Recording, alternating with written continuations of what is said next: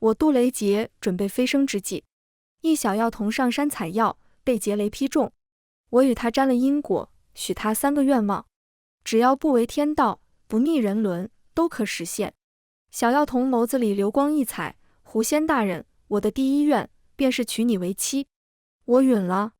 行拜天地之礼时，我们双双许誓，一生一世一双人，善待彼此，相濡以沫，不离不弃。可是后来我才知道，凡人可空口许诺，而我们一旦立下誓言，便要矢志不渝。大家好，欢迎收看皮皮听书。我厉雷杰准备飞升时，一药童上山冒雷采药，被劫雷劈中。渡劫伤人乃是大忌，我为救他，被劫雷所伤，晕死过去。等我悠悠醒来的时候，映入眼帘的是蛛网密结的船木与漏风的土墙。小药童手在我身边缩成一团，脑袋如啄米的小雀斑一点一点。我想要离开，却发现我与他沾了因果。他替我受了一雷，我救了他，本应该了因果的，怎地还有因果未了？我坐起身，身上小药童的破布衣从肩头滑落。我了然，原来如此，一屋一水一衣亦是因果，人间因果不了，我便无法飞升。小药童睡得浅，我一起身，他便惊醒了过来。仙人，你醒了？我摇摇头，我不是仙人。可是昨夜我都看到了，你原是要往那天上飞去的，可是落了下来，是我救了你。我救了你，你是不是要报恩？他边说边左顾右盼，就连声音也越说越小。我了然的点点头，你既救了我，我便与你3愿，只要不违天道，不逆人伦，我皆可实现。青天白日，天边闪过3道惊雷，这是天道认可了。小药童眼睛亮了亮，然后边思索边喃喃道，只有3愿吗？那可以晚些许愿吗？可以，你要许愿时，便用这狐毛换我。我拔了3根狐毛给他。小药童小心翼翼地将它揣进怀里。我回了洞府，发现洞里进了只未化形的小黑蛇。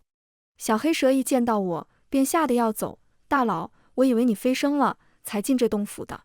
你就住下吧，我不会久留，待人间事了，我便可飞升上界。我看他鼻青脸肿的模样，便摇摇手拦下小黑蛇。飞升上界的妖怪留下的洞府，一直都是抢手货。显然这小黑蛇为了能住进洞里，应该费了不少功夫。我和小黑蛇暂时成了室友，好在这条小黑蛇乖巧，平日就蜷在洞穴最角落，一狐一蛇也算互不打扰。第3天时，小药童用狐毛将我换了来，还是那个破败的毛坯房。你可是要许愿？小药童点点头，眸子里流光溢彩。狐仙大人，我的第1愿便是娶你为妻。早年我也听过其他妖或仙许凡人愿望，都说凡人所求不过财富金银，仕途通达，这求娶还是头一遭听闻。我短暂思考，娶我不违天道，不逆人伦，不过陪着凡人过区区100年光景，便欣然同意。我化为人身，化名狐狸，与小药童去官府过了文书，办了婚契。接过文书，看着白纸黑字上的冷玉书和狐狸，我一阵恍惚。我孤身一人在山里修炼1000年，竟没想到飞升之际驾驭了一个凡人。婚契有了，但是婚礼却让小药童犯了难。家中只有我孤身一人，我想点娘子好的婚礼，奈何钱包空空。冷玉书说话时低着头，似乎很是羞涩。我略微沉思，我既然已答应了他成婚，婚礼理应办的。我挥挥手备齐了婚礼的一应用品，顺便将冷玉书的毛坯房也修缮一新。冷玉书眸子一亮，谢谢娘子。冷玉书孑然一身，没有亲人。于是这场婚礼便只有我们，以天为父，地为母。他一身大红喜服，深情地拉着我，虔诚朝天而跪。苍天在上，大地为证。今日我与狐狸结为夫妻，从此一生一世一双人，善待彼此，相濡以沫，不离不弃。冷玉书说完，轻轻拽了拽我的袖口，小小声道，娘子该你了，重复我的便行。我点点头，我也不了解人间理智，便照着冷玉书的话重复了一遍，苍天在上，大地为证。今日我与冷玉书结为夫妻，从此一生一世一双人，善待彼此，相濡以沫，不离不弃。青天白日的天空忽地闪过一道雷电。夜晚入洞房时，我给冷玉书下了术法，为他编织了一场春梦。我看着冷玉书在我编织的春梦里，时而沉醉，时而又露出嫌弃之色，只觉得凡人真是捉摸不透，怎地还有两副面孔。我与冷玉书成婚后，家里有了我的帮扶，冷玉书不用再去山上采药，开始在家里看医书。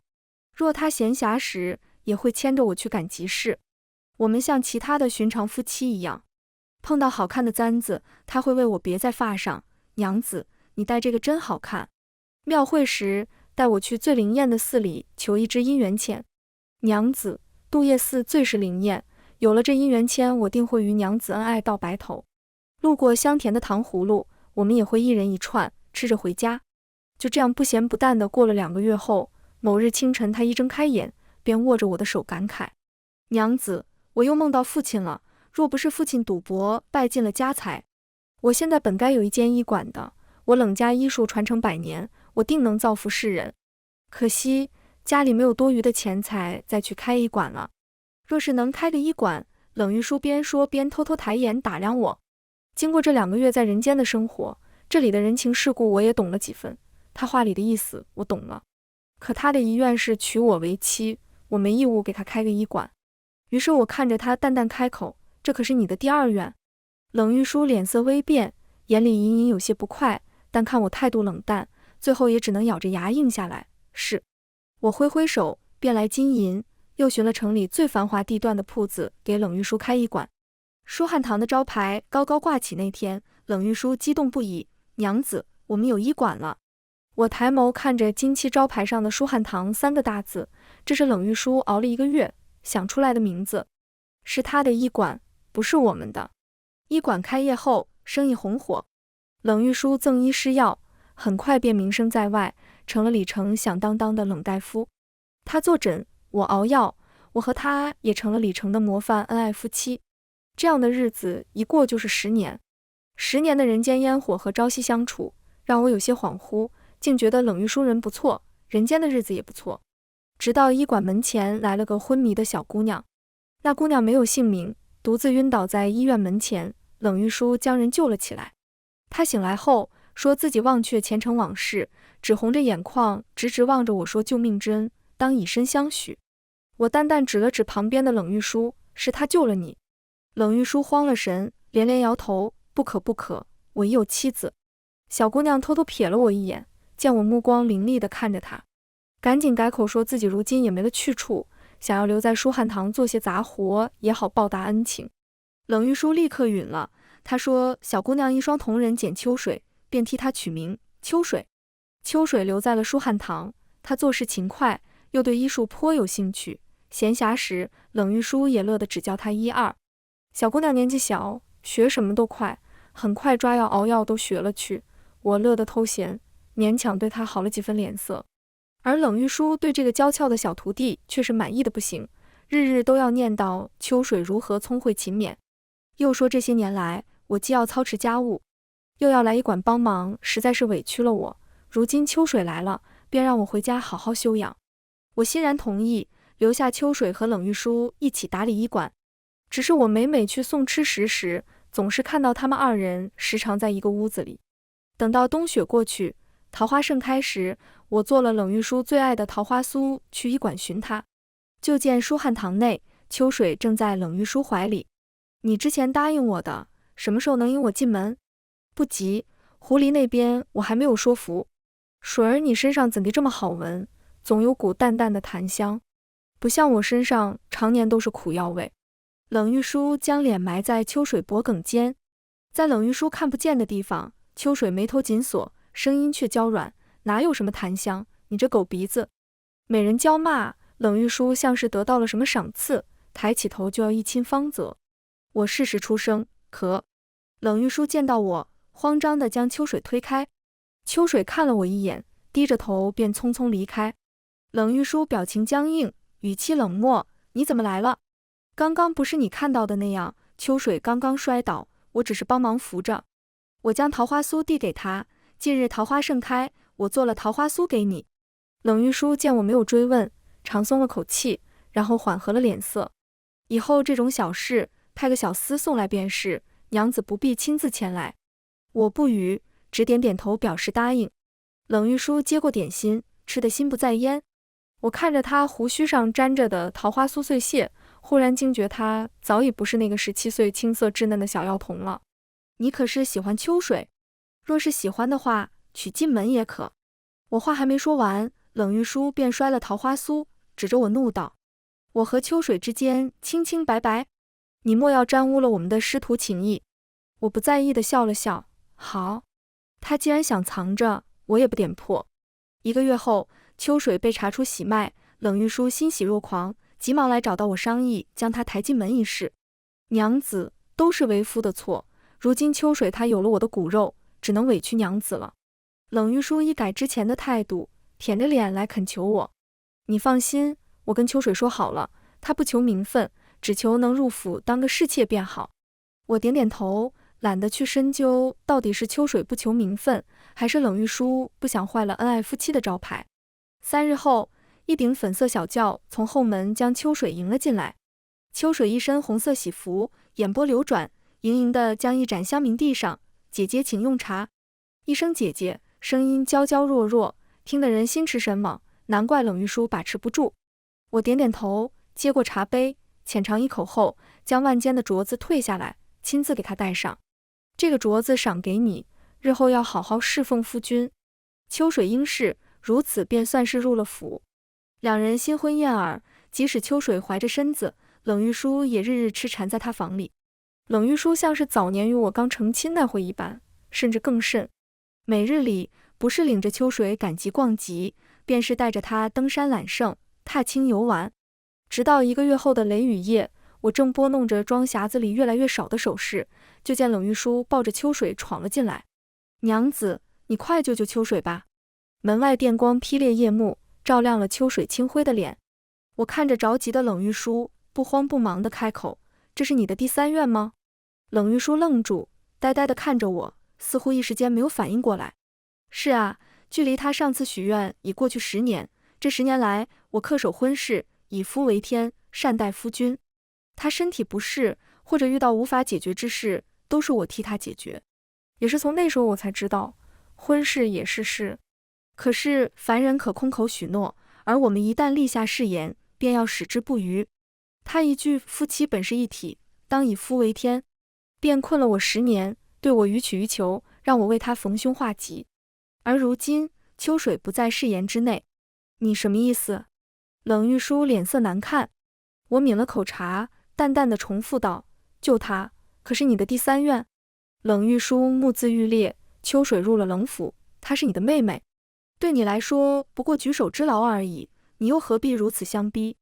我瞥了眼秋水，见她面色灰败如霜，额间萦绕着一团黑气，嘴唇更是泛着青绿之色，是黑黄蛇毒。此毒明明无药可解，中毒者都活不过1日，却被他说成不过举手之劳。我将茶盏搁下，茶水溅到了桌上。你如今医术也不差，想必已经替他把锅卖了。他情况如何，你应当清楚，不然也不会来求我。如你所说，我确实能救他，但是我没义务救他。不过，若这是你的第3愿……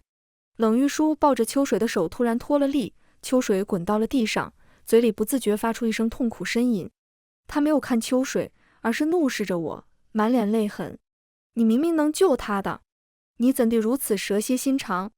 都是因为你，都是因为你！冷玉书无能怒吼着，似乎只有这样才能把所有问题推给我，才能让他心安。地上的秋水毒发得更厉害了些，四肢开始不住抽搐。冷玉书回过神般，赶紧将他抱起来，紧紧护在怀里。秋水，秋水，对不起。他将脸埋在秋水脖颈，身子跟着他的抽搐不住颤抖。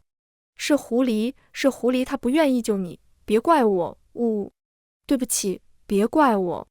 冷玉书哭得伤心，一直重复着对不起。秋水在他怀里抽搐得越发厉害，直到额上黑气散去，然后便彻底没了动静。他木讷地松开手，秋水浑身僵硬地摔在地上。冷玉书目光呆滞，跌跌撞撞地跑出了门。外面大雨滂沱，他就直愣愣地跪在院里，仰天长啸。大雨配上哭嚎，好一出生离死别，当真是爱得深切呢。我从秋水怀里掏出我丢失的簪子，轻轻拂去簪子上的黑气，忍不住笑出声音。他若真这么喜欢，又为何舍不得用第3个愿望救他？说到底，他最爱的还是自己罢了。我看着地上秋水灰败的脸和他微微隆起的小腹，又忍不住叹气，左右不过10来岁的小姑娘也是个可怜的。等我把秋水收拾好的时候，冷玉书已经晕倒在了大雨里。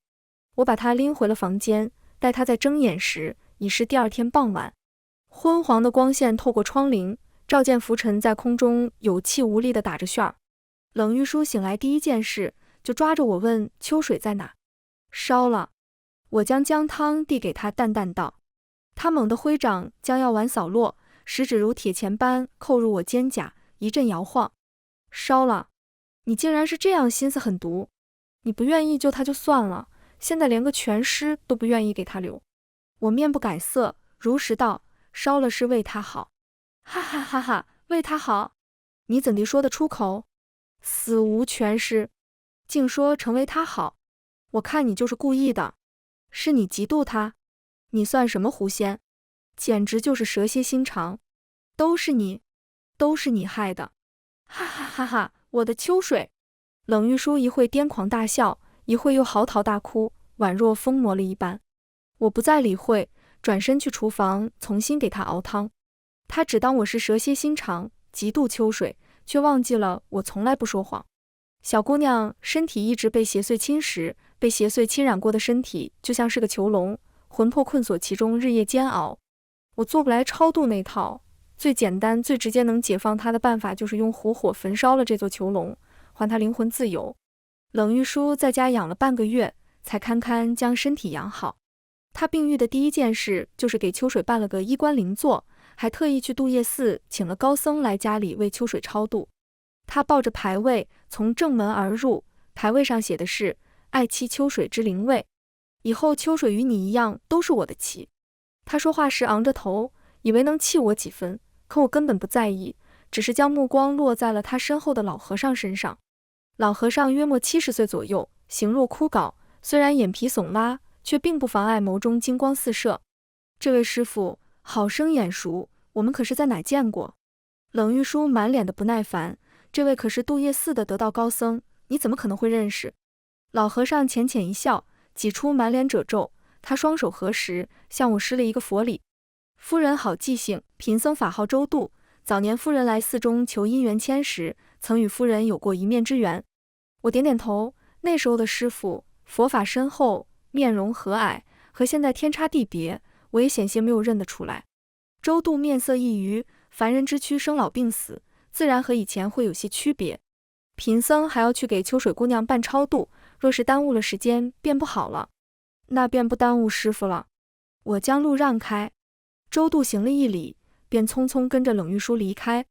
错身之际，一缕沉郁的檀香自他衣袂间漫出，那气息沉厚如墨，似参似今年的香灰被风疏忽吹开，久久不散。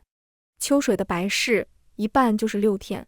冷玉书怨怪是我害了他，不让我去，我也乐得偷闲。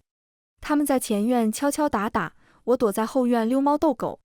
到第7日时，几天没见的冷玉书着一袭白衣来了我的院里。再怎么说你也是秋水的姐妹，她今日便要出殡了，不管如何，你也该去送送她。冷玉书不知怎地转了性子，特意来叫我。我将手里的鱼竿一并丢进了壶里，淡淡起身，好，走吧。前院一片冷清，只有冷玉书和周度2人。他又想抬秋水为妻，又怕别人看到，让他在里城丢了脸面，只得关着门偷偷办丧事。到了灵堂门前，冷玉书悄悄止步在门外。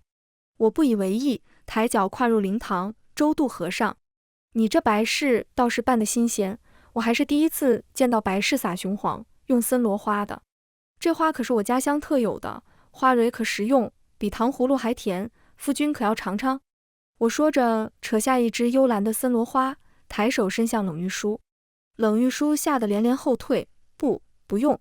我往前一步，踢乱了地上的雄黄。旁边一直敲着木鱼的周度和尚突然一口血吐了出来。大师这是怎么了？我歪头看着周度。无事，一点小毛病，有劳夫人挂心。周度见我看他，连连摆手，边往外走边催促冷玉书：“冷大夫，时间到了，该送秋水姑娘了。”哦，好。冷玉书手忙脚乱地抱起牌位，紧跟着周度出了府。家里又剩下我一人，我回了后院凉亭。我刚一坐下，一条小黑蛇就从湖里钻了出来，爬上我泛红的指尖。可是没有吃饱。小黑蛇摇了摇头，细长的舌尖像小狗似的舔舐着我指尖。既然吃饱了，那还不去干活？我轻点小黑蛇脑袋，后者委屈巴巴一步三回头的又回了湖里。从秋水丧事后，冷玉书似乎有意避着我，一有空便往杜叶寺跑。如此一段时间后，他突然来到我房里，牵起我的手，目光缱绻：“娘子，前段时间是为夫魔怔了，不是有意要冷落娘子的。”无妨。我看着他，眼神无波无澜。冷玉书全然不在意我的敷衍，只摩挲着我的手，目光顺着我的手一路往上，直到四目交汇。“娘子，我要许第三愿。”他在开口时深情款款。我眼睛亮了亮，来了兴趣。冷玉书深情看着我，嘴巴张张合合：“我想要个孩子。”我略一沉吟，便答应下来。夜幕沉长，冷玉书在我给他编制的春梦里浮浮沉沉。我静坐在凳子上，看着他精彩纷呈的脸，只见他时而沉醉其中，时而又露出凶狠之色。这么多年过去了，他变脸的本事是越发见长了。小黑蛇不知何时溜了进来，他上次才联合老和尚害你，你怎么还答应给他生孩子？吆喝凡人生子，那是逆了天道。我轻摸小黑蛇头顶，看来伤好的差不多了，都能讲话了。前些日子，周度借着秋水的身体有意接近，又偷走我的贴身之物，借此寻到我的洞府。世间万物相生相克，我这种修炼多年的山精妖怪也不例外。我常居住的地方附近便会生出专门克制我的森罗花。周度去采花，却不想碰到了住在洞府的小黑蛇。周度打伤了小蛇，小蛇也要伤了他。小黑蛇不满地甩甩头。那老和尚分明就是那个秋水。冷玉书现在跟他走得亲近，两个人不知道又在合谋什么，反正肯定不是什么好事。你怎么能这么轻易就答应他？你知不知道？而且妖族缠子的时候本来就是罪。见他还要喋喋不休，我轻声打断：我只答应他给他的孩子，又没有说我要给他生孩子。身子好了的话，就去看好那个孩子。啊，好吧。小黑蛇瞬间没了气焰，灰溜溜的就要出去。只是走的时候嘴里还在碎碎念着，哪有让我一个男蛇天天孵孩子的。我无奈叹口气，以前倒是没发现他竟是个话多的。小黑蛇走后，我对着肚子吹了口气，冷玉书想要孩子，那我便给他孩子。他当我是从未涉世的狐狸，以为会像书中故事那样，随随便便一点花言巧语便能让他诓骗了去。可是就算我从未涉世，可我也是修炼了1000年的，比他长了1000岁，哪里是那么容易让他诓骗的。1个月后，我假装呕吐，冷玉书搭上我的手腕：娘子，你有孕了，我们有孩子了。冷玉书面色大喜。我捂着胸口，学着其他孕妇的模样，努力呕出隔夜的饭菜。冷玉书捂着口鼻，眼底是藏不住的嫌弃，嘴里却说着梯级话：娘子这般难受，为夫心里也不好过，只恨自己不能替你受。辛苦娘子了，以后我一定对你和孩子100倍1000倍的好。他嘴上满是装模作样的关心，在我呕出昨夜的酸菜鱼后，他终于再也忍不下去，只留下一句：娘子，为夫马上去给你开安胎的药。后把腿逃出了屋子。从我怀孕后，冷玉书又和新婚时一样，时常陪伴我左右。即使舒汉堂再忙，他也会挤出时间回家，亲自为我熬药做饭。只是他每隔几日便去城外的杜叶寺，美名其名曰说是要为我和腹中的孩儿祈福。我笑而不语，只假装将掺了森罗花的鸡汤悉数喝下。第9个月的时候，我肚子越来越大，即将临盘。我施了法术，假装羊水破开，冷玉书立刻着急请了稳婆来。稳婆一到，我便用术法蒙了她的眼，然后假模假样的一阵痛呼后，将提前准备好的孩子递给了她。恭喜冷大夫，是个男孩。稳婆接过孩子，立刻出去给冷玉书报喜。守在产房外的冷玉书满脸焦急，在听到孩子生出来后，才松了口气。白胖可爱的孩子刚被转手到冷玉书的怀中，他立刻就变了脸色，一脸阴狠地掏出匕首架在了孩子脖子上。大师，我到手了，快来！孩子被匕首惊到，哭得气喘不止。随着孩童的哭声，天色突然发生异变，原本晴朗的天空突然乌云密布，巨大的法阵从杜叶寺那方笼罩下来。稳婆吓晕了过去。周度手持法杖走进了院子。狐妖，上次没能收了你，此次你刚产下孩子，正是虚弱之际，加上我杜叶寺千百僧人一同助此法阵，看你这次如何逃脱。冷玉书有了周度撑腰，立刻放下心来，恶狠狠地看着我叫嚣道：狐狸，你害死秋水，这是你罪有因的，我终于能为秋水报仇了。我冷冷一笑，秋水并不是因我而死，与我何干？而且你爱的死去活来的秋水，不就是你身边的周度大师吗？冷玉书满脸不可置信地看向周度。冷大夫，莫要听狐妖狐语言乱语。狐妖，我念你修行不易，你若自愿伏诛，交出内丹，我便饶你一条性命。周度口中诵咒，不断完成法阵。原来这就是你的目的呀！我说你处心积虑接近我是图什么呢？原来是你油尽灯枯，想要炼化我的内丹续命。只是我内丹只有1颗，只够1人用，你们2人要如何分呢？冷玉书脸色难看，转头看向周度。大师，他说的是什么意思？你不是说可以炼化2颗，我也可以长生不老吗？2颗？怎么可能？他处心积虑化身秋水，就为了我得内丹，怎么可能跟你分享？我话锋一转，也不一定，万一他与你朝夕相处，日夜缠绵的时候，对你真动了心，愿意舍己为你呢，哈哈。冷玉书一脸恶心看着周度，将匕首对准周度，他说的都是真的吗？你骗我？我没有骗你。这狐妖妖丹虽然只有1颗，但是你与他生的孽畜也可以炼化1颗，你不要被他蛊惑。周度双目紧闭，护着阵法，分不开身，怕身后的冷玉书真捅了他，不得不睁开眼向他解释。看不出来你俩还是真爱呢？看来冷玉书将你伺候舒服了，能让入佛门几10年的大师。我看周度已然分神，便继续添油加醋。周度怒目圆瞪，一声暴喝：你给我闭嘴！今日我便杀了你这妖孽！法杖射出一道红光，穿透法阵向我袭来。我等的就是现在，趁着周度乱了分寸的瞬间，我催动符咒，借着法杖的力挣脱了法阵。法阵一破，周度便口吐鲜血，倒在了地上。竟是入府的时候就入了你的圈套。周度眼神涣散地盯着自己腕间的符咒，那是他入府那日为他戴上镯子时便下在他身上的。你产子后为什么没有虚弱？为什么？我明明已经一步入佛了，可是凡人寿数短暂，只要再给我一些时间，我定能成佛的。师父要我引渡众生，可是谁又能来渡我？是我输了，我输了。周度咽了气，死不瞑目。冷玉书见状，拔了匕首朝我冲来。妖孽，纳命来！扑匕首没入我心脏，耳边是皮肉绽开的闷响。冷玉书仰头狂笑起来。大师果然没骗我，妖怪立誓，便是天地为鉴。我一日是你夫君，你一日便不得伤我分毫，哈哈哈！好娘子，你为了为夫就乖乖去死可好？你死了，你的内丹就是我的了，哈哈！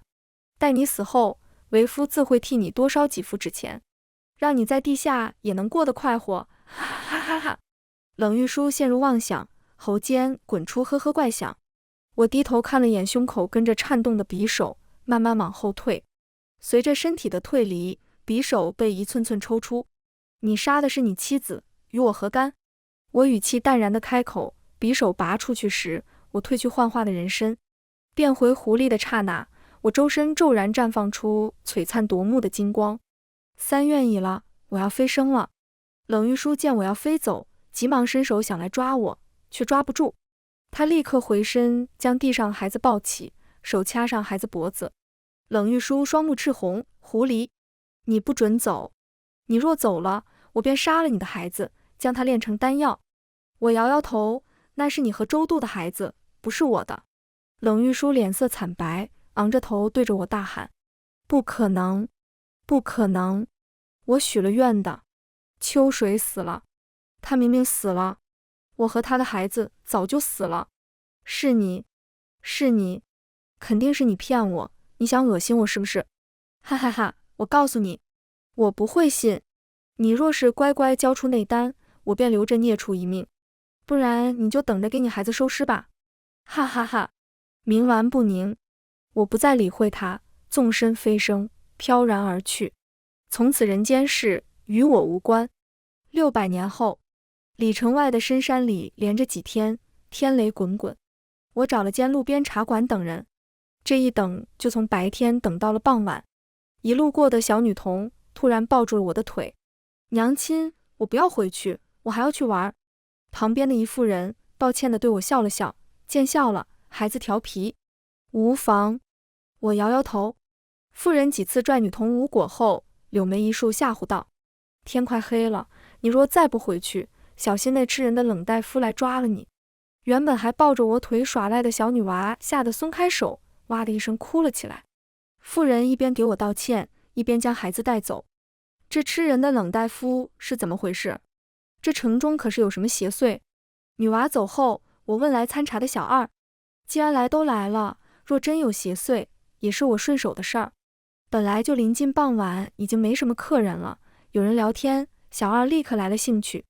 客官不是本地的吧？这冷大夫可是我们这出了名的食人魔。哦，我提了一分兴趣。小二立刻摇头晃脑，娓娓道来。这要从100年前说起，城里原来有个盛极一时的医馆，名叫舒汉堂，里面有位冷大夫，赠医施药，很得百姓们爱戴。可是后来不知怎得，冷大夫迷上了研究长生不老药，专门抓小孩吃，说吃了孩子便能长生。那段时间，家家户户有小孩的，一到晚上都大门紧闭。